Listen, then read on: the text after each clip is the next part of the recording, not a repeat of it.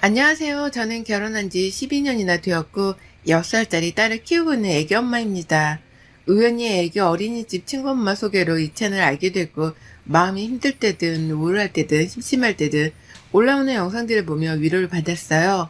영상이 올라왔다는 알림이 딱 뜨면 남편 전화보다 더 반가웠죠. 뭐 저런 사람들이 다 있을까? 솔직히 그렇게 생각을 했었던 사연들이 한두 가지가 아니었는데 제가 겪은 결혼 생활을 보면 뭐 이 또한 어마어마한 사건 중 하나라서 한번 공유를 해볼까 합니다. 남편과 저는 1년하고 3개월 정도 연애를 하고 결혼을 했어요. 원래 결혼이란 게 막 느낌이 온다고 하는데 저는 남편에게 느낌이 왔다기보다는 이 사람이랑 헤어지고 또 다른 사람을 만나서 처음부터 다시 시작하는 게 하기 싫었습니다.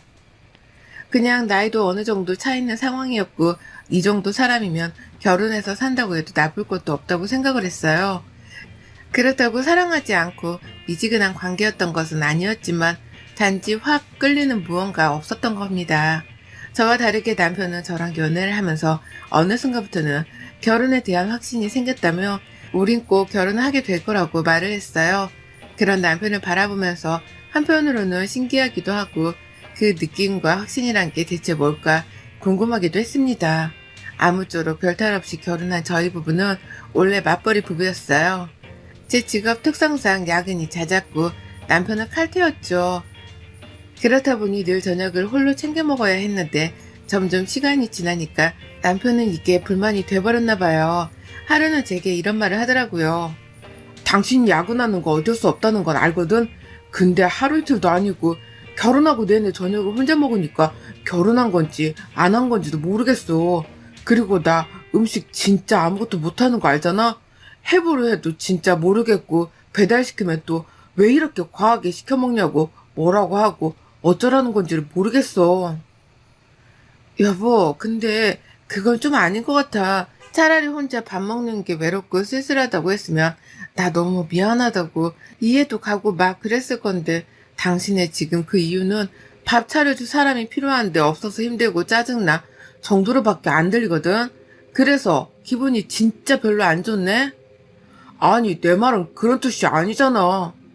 그러게 말하기 전에 정리 좀 해서 말하지 그랬어? 기분 너무 상한다. 나도 힘들어 죽겠거든? 그렇게 야근하고 와서 씻고 바로 뻗어서 겨우 몇 시간 자고 일어나서 당신 아침 차리잖아. 그 새벽에 쪽잠 자고 일어나서 아침을 한식으로 매일 차리는 게 쉬운 줄 알아? 당신도 직접 손으로 못해 먹으니까 대충 알 거 아니야. 여보, 지금 싸우자는 게 아니야. 그래, 싸울 이유 하나 없어. 이건 당신이 나에 대한 배려가 너무 부족하다는 생각이 든다. 그냥 나도 말할게. 난 원래 아침 안 챙겨 먹는다고 했지? 근데 당신은 꼭 먹어야 한다고 했고, 그럼 알아서 먹던가 시리얼로 간단히 먹고 가. 피곤해서 나도 못하겠거든. 그리고 저녁에 밥을 먹고 싶으면 인터넷에 검색을 해서 레시피를 봐봐. 레시피를 보고 하면 누구나 다 할 수 있는 게 요리야. 적어도 노력이라도 해보고 투정을 부려. 안 그래도 힘들어 죽겠으니까 보태지 말고. 전 남편과 결혼 후 첫 다툼을 이렇게 하게 되었습니다. 너무 화가 났던 게 본인은 어려서부터 늘 아침에 국이나 찌개와 반찬들을 먹는 게 습관이 되어 그렇게 먹지 않으면 속이 안 좋고 너무 힘들다고 했죠. 그러나 전 반대로 자취하면서 혼자 챙겨 먹기가 힘들어서 안 먹어 버릇했더니 오히려 먹으면 속이 불편해요. 그치만 그런 남편을 배려해서 새벽 늦게 와도 몇 시간 못 자고 일어나서 손수 아침상 차를 두고 출근 준비하고 나갔거든요. 제가 거리가 더 멀어서 더 빨리 나갑니다. 그럼 적어도 다녀와서 설거지라도 해놔야 할 건데 설거지도 그대로, 저녁 먹은 것도 그대로 늘 그랬던 사람이에요. 이래서 살아봐야 안다고 하는구나 싶었습니다. 여행 다닐 때는 제가 말하기도 전에 척척 잘만 치우면서 깔끔쟁이처럼 보이더니만 실제로 같이 살아보니까 저 하나 부려먹지 못해 안달난 사람 같았어요. 참 속상했지만 저렇게 싸운 후부터는 제가 아침을 챙겨주지 않았고 덕분에 1시간 넘게 더 잘 수 있었습니다. 남편은 제게 투정 부리듯 진짜 안 해줄 거야? 라고 했지만 전 단호하게 응 이라고 했고 정 한식이 땡기면 반찬 가게 가서 사와서 먹던가 하라고 했죠. 제가 분명하게 말했던 게 야근 때문에 매번 붙잡혀 있는 것도 바쁜 시즌이 있으니까 그 시즌에는 이해 좀 부탁한다고 말을 했었습니다. 그런데도 저렇게 행동을 하니 얄미운 그 자체였어요. 그런 남편과도 아웅다웅하며 서로 맞춰가며 그렇게 살았습니다. 아무래도 저희가 나이가 조금 있다 보니 이세 계획을 서두를 수밖에 없었고 바쁜 시즌이 끝나자마자 열심히 노력했어요. 그러나 전혀 어떤 소식도 없고 너무 규칙적으로 하는 생리를 보고 조금씩 마음이 불안했습니다. 하루라도 빨리 병원을 가는 게 좋겠다고 판단을 해서 저는 남편의 손을 이끌고서 병원으로 향했어요. 당연히 해야 하는 검사라고 생각하고 마음 편히 갖고 검사를 했지만 결과가 나오기 전까지는 떨리는 이 마음은 어쩔 수 없었습니다. 결과는 둘 다 문제 없다고 하셨지만 저희는 노선에 접어들기 직전이라는 게 너무 두려워서 고민 끝에 시험관을 택했어요. 난임 부부가 정말 많다고 했지만 제가 또 그 길을 걷게 될 줄은 몰랐습니다. 시험관 해보신 분들은 아실 테지만 그거 한두 번이 아니라 몇 년씩 끌고 가게 되면 사람 멘탈이 다 나가죠. 그렇게 저희 부부는 4, 5년 정도 시도를 했습니다. 그 사이에 임신 성공을 한 적도 있었지만 결과는 유산이었죠. 매번의 아픔을 겪고 나니까 이제는 임신이라고 도질이 나와도 기쁘지 않았어요. 이 과정에서 남편과도 어색해졌습니다. 제가 많이 힘겨워하니 늘 미안하면서도 힘을 내달라는 게 남편이었고 전 그 말이 너무 듣기 싫었어요. 힘내지 말라고 해도 알아서 낼 건데 힘을 내달라고 하는 건 꼭 아이를 갖자는 말 같아서 너무 부담스럽고 마치 저 때문에 못 갖는 것 같아서 싫었습니다. 피해의식이죠. 자존감도 떨어지고 피해의식에 쩔어서 완전 내 자신을 잃었던 기간입니다. 얼마나 못났으면 친한 친구가 임신했는데 쌍둥이라고 울더라고요. 첫째가 있는 상태로 둘째 임신한 건데 쌍둥이였고 첫째의 쌍둥이들까지 모두 아들이라 감당 불가라며 막 우는데 예전에 저였으면 진심을 다해 위로해주고 기분을 풀어줬을 겁니다. 그런데 속으로 제가 복에 겨운 소리하네 라는 생각을 했죠. 그때 느꼈어요. 이거 진짜 멘탈 관리 똑바로 못하면 사람들도 잃겠다 싶었습니다. 결혼을 했는데 임신을 못하는 며느리를 둔 저희 시모는 모든 게 제 탓이라고 안 그래도 작아져 있는 저를 더 작아지게 만드셨죠. 답답하다 답답해. 내 친구 자식들 보면 며느리가 아주 얘들을 잘 만났는데 도대체 너는 뭐가 문제냐? 어? 뭐가 그렇게 문제여서 얘를 여태껏 못 가져. 내가 봤을 땐 너 처녀씨들의 뭐 수술하고 그런 거 있니? 예지운 경험 있냐고. 그래서 임신이 어려운 거 아니야? 어머님 그런 적 없고 아시잖아요. 저희 둘 다 몸에 이상 없어요. 이상이 없는데 어떻게 임신 소식이 없냐고 몇 년 동안. 이대로 살 거니 니들은? 난 그걸 못 봐. 내가 며느리 하나 보자고 고작 우리 아들 결혼시킨 줄 알아? 집안 대를 손잡으려고 결혼시킨 거지. 너 내가 딱 말하는데 지켜볼 거다. 그래도 애소식 없으면 넌 아주 끝이야. 시몬은 대놓고 저를 집안 대를 이어줄 사람 취급했고 그게 안 될 것 같으면 쫓아내버리겠다고 말했습니다. 안 그래도 참 힘든데 저렇게까지 하는 시모를 보고 있자니 말이 나오지 않았어요. 남편은 시모가 저에게 이렇게 욕을 하고 막 뭐라고 하면 말려줄 법도 한데 모른 척을 하거나 한숨 쉬고 지나쳐 방에 들어가 있거나 했습니다. 너무 서운하기도 하고 사람이 어떻게 저럴 수 있나 싶었어요.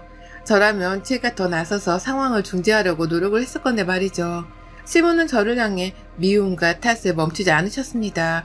그러던 중 자포자기하는 심정으로 딱 2번만 더 해보기로 했어요. 아무런 생각도 의미도 없게 하게 된 그 첫 번째가 성공해버렸고 지금의 딸이 태어나줬습니다. 저는 10달 동안 진짜 이 어렵게 가진 아이를 잃게 될까봐 세상 밖에서 만나지 못할까봐 퇴사도 하고 몸조심도 조심했습니다. 또 산모에게 좋은 음식들을 잘 챙겨 먹으면서 그렇게 살았어요. 이 와중에도 시몬은 아들이 아닌 딸이라고 대체 뭔 생각으로 그딴 짓을 했냐고 했죠. 소리나 들어보니까 아들이 아니라 딸이라며? 맞니? 네, 맞아요. 네, 맞아요. 너 지금 그걸 말이라고 하고 있는 거야? 어쩌라고 그래 대체 어쩌라고. 너 지금 장난쳐? 걔를 이으라고 했더니 딸을 갖죠? 뭐 하자는 거야 너? 나랑 지금 한번 해보자는 거지? 어머님, 아이 성별을 뭐 제 뜻대로 결정하는 건가요? 그래서 제가 억지로 딸 낳으라고 조정이라도 한 거냐고요. 제발 그만 좀 하세요. 그만 좀. 언제까지 이렇게 억지 부리시면서 저한테 뭐라고만 하실 건데요? 뭐야? 너 지금 나랑 해보자는 거야? 해보고 싶지도 않아요. 그러니까 그냥 저희가 어떻게 살든 냅두세요. 시모는 저희 딸을 예뻐해주지도 않으셨고 아이 출산하고 저에 대한 미움은 더욱 커졌어요. 남들은 엄마 닮아서 다행이라며 예쁘다는 말을 아주 입이 닳도록 하는데 시모만 유일하게 지 엄마 닮아서 얼굴 완전히 버려야 한다고 표현하던 사람이었죠. 해도 너무한 사람이죠, 그냥. 그렇게 우여곡절 끝에 어렵사리 낳은 딸아이는 너무 자주 아팠어요. 단 하루도 마음을 놓을 수 없을 정도로 입원 생활을 거의 밥 먹듯이 했죠. 그렇다 보니 자연스레 저는 복지가려던 꿈이 날아갔고 애를 키워야겠다는 생각이 더욱 커졌습니다. 애 하나 보는 것도 힘들지만 아픈 애를 어르고 달리면서 보는 건 여간 쉬운 일이 아니었죠.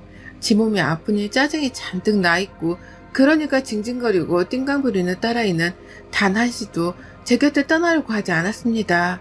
늘 엄마 하면서 저만 찾았고 누구에게 맡길 수도 없었어요. 얘 잠든 사이에 샤워라도 하려고 했는데 글쎄 그 사이에 깨서 대성 통곡을 하는 탓에 씻다 말고 뛰어가서 얘 달래기도 하고 막 그랬습니다. 솔직히 어렵게 낳은 아이라 오냐오냐 키워서 그런가 아니냐는 말이 나올 수 있는데 그렇진 않았어요.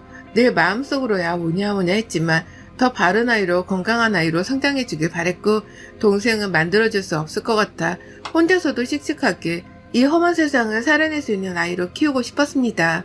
그래서 아무리 울어도 아닌 건 아니었고 아이가 운다고 아프다고 해서 봐주거나 약속한 거 깨고 들어주는 일은 하지 않았어요. 그럼 더 서럽게 울고 고함 지르고 했지만 전 그럼 아이를 안고 자리를 바꿔가며 눈물을 스스로 멈추고 본인 입으로 뭘 잘못했는지 말할 수 있게끔 도와줬습니다. 본인의 잘못을 솔직하게 말하고 용서를 구할 수 있는 용기가 있는 아이로도 키우고 싶었어요. 제가 낯을 가려서 미안한데 제대로 표현도 못하고 고마워도 표현도 못하고 그래서 마음속에 맺힌 게 많거든요. 그래서 딸아이는 저와는 다르게 완전 건강하게 그렇게 커주길 바랬죠. 애 키우고 살림하고 그러다 보니 1년, 2년 그렇게 시간이 후딱 지나갔습니다. 물론 말도 못하는 시집살이는 늘 겪었고 견뎌야 하는 제 숙제였어요. 안 그래도 힘든데 남편까지 대놓고 저를 비하하고 무시하더라고요. 제가 임신하기 전 키랑 체중이 164cm에 51kg였습니다. 그리고 저 당시가 키는 그대로 몸무게가 53kg였죠. 아무리 노력해도 저 2kg가 빠지지 않아서 그냥저냥 무시하면서 살았거든요. 이날은 얘가 하루 종일 울고 보채고 난리를 치다가 겨우 울다 지쳐 잠들었던 날이었고 하루 종일 물 한 모금을 제대로 마시지도 못하고 물론 밥도 못 먹었죠. 애를 재우고 어지러진 거실을 치우고 씻고 나와서 너무 배가 고파서 찌개에 밥을 말아서 먹고 있었습니다. 그때 남편이 퇴근해서 집에 왔고 저를 딱 보더니 인상을 찌푸리면서 그랬죠. 야, 지금 시간이 몇 시인데 밥을 처먹냐 너? 진짜 관리 안 할래? 요즘 애 낳은 엄마라고 누가 관리를 안 하냐? 너 진짜 아줌마 같아 알아? 무슨 돼지 한 마리가 앉아있나 했네. 추하다 추해 정말. 말 다 했어? 나 오늘 물 한 모금도 제대로 못 마셨어 알아? 너무 배가 고파서 죽을 것 같아서 이제 겨우 11시인 지금에서야 한술 뜨는데 말을 겨우 그렇게밖에 못해? 왜 지금 밥을 먹냐? 왜 뭐 먹었냐고 무슨 일이었냐고 물어보는 게 맞지 않아? 네가 뭔 일이 또 말도 내 알바야? 내가 집안일까지 신경 써줘야 하냐? 아무튼 간에 가만 보면 살기 편하니까 살도 저렇게 디룩디룩 찌는 거야. 너 옛날에 연애할 때는 이 시간에 죽어도 탄수화물 안 먹었어. 기억 안 나냐? 근데 찌개에 밥을 말아서 드신다? 아이고 대단하시네요. 남편은 저를 보며 한껏 비꼬고 욕을 했습니다. 더 열받는 건 애기 도중 누군가에게 전화가 왔고 그냥 받아버린 후 제 욕을 하면서 방으로 들어가는 거예요. 나 지금 들어왔어. 아 근데 내가 한 잔 더 하자고 했잖아. 집구석에 들어와봤자 애는 징징거리고 옆에 애는 완전 아줌마가 따로 없어. 그냥 살맛이 안 나. 이 집구석에 들어오면 숨이 턱턱 막힌단 말이야. 저 말을 듣는데 갑자기 눈물이 막 쏟아지더라고요. 겨우 진짜 딱 3숟갈 정도 먹은 밥을 그대로 버려버리고 무작정 밖으로 나가서 편의점 가서 캔맥주 시원한 거 한 캔 사서 놀이터에 앉아서 벌컥벌컥 마셨습니다. 제가 너무 불쌍하고 한심하더라고요.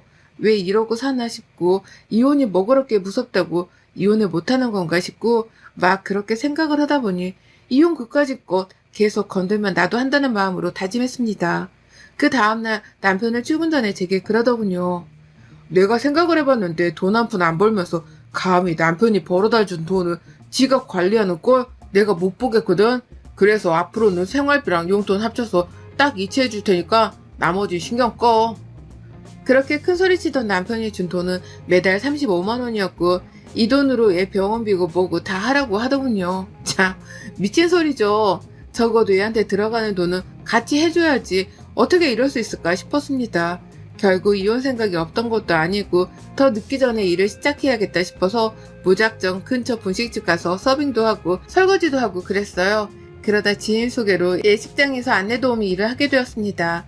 정말 오랜만에 정장에 구두까지 신고 한껏 꾸민 후 일을 하니까 저도 사람이 된 것 같더라고요. 매일 그렇게 목노른한 티에 무릎 나온 바지만 입다가 말이죠. 일이 너무 즐겁고 행복했고 아기가 어린이집에 있는 내내 전 열심히 일했습니다. 남편은 제가 어디서 뭘 하는지 관심도 없었어요. 제가 번 돈은 혹시 몰라서 쓸 돈 조금만 빼두고 다 모아두고 있었습니다. 그러다 어느 날 피곤에 쩔어서 설잠이 들었는데 갑방스런 남편이 술이 떡이 돼서는 안방으로 들어온 거예요.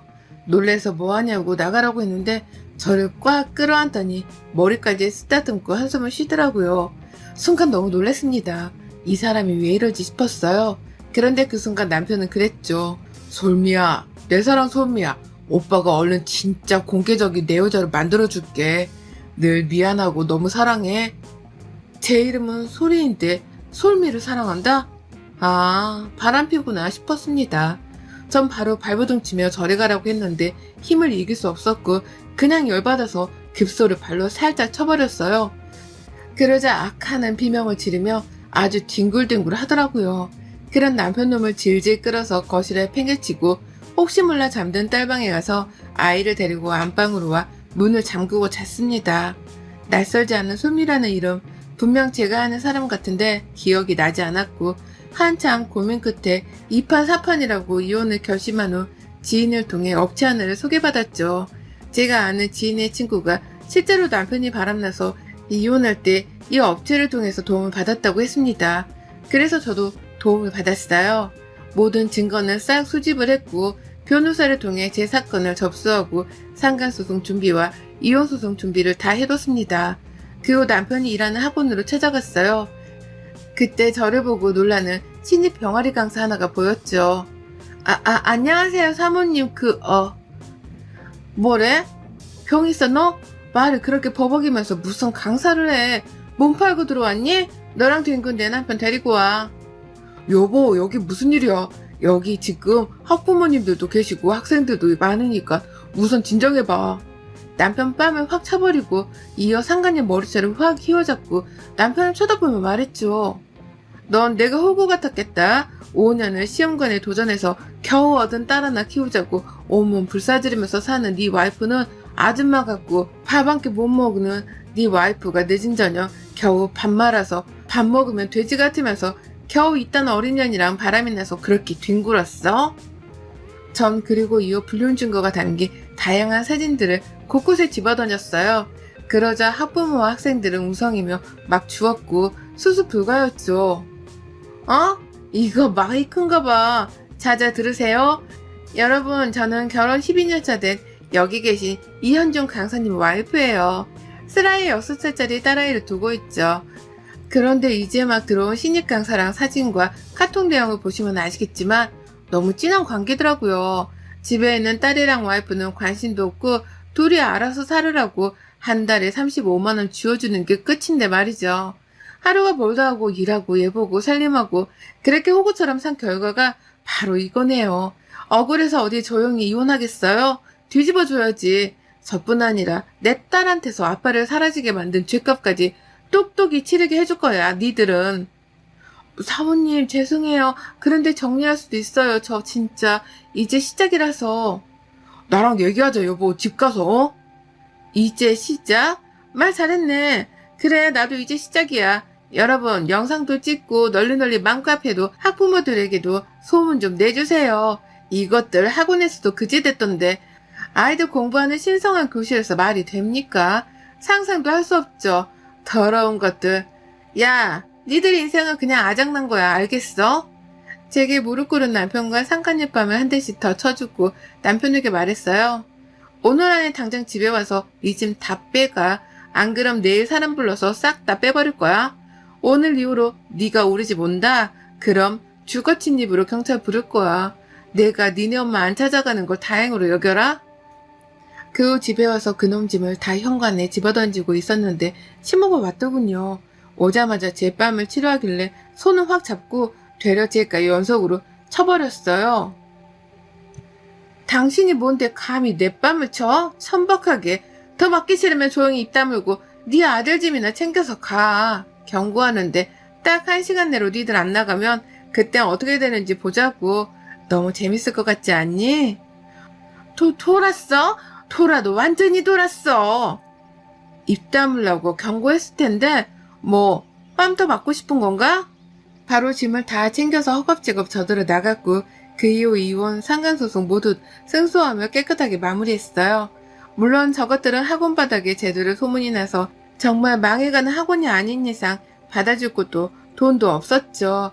그래서 유튜브 방송을 시작했는데 매일매일 욕만 먹다가 그것도 접었더군요.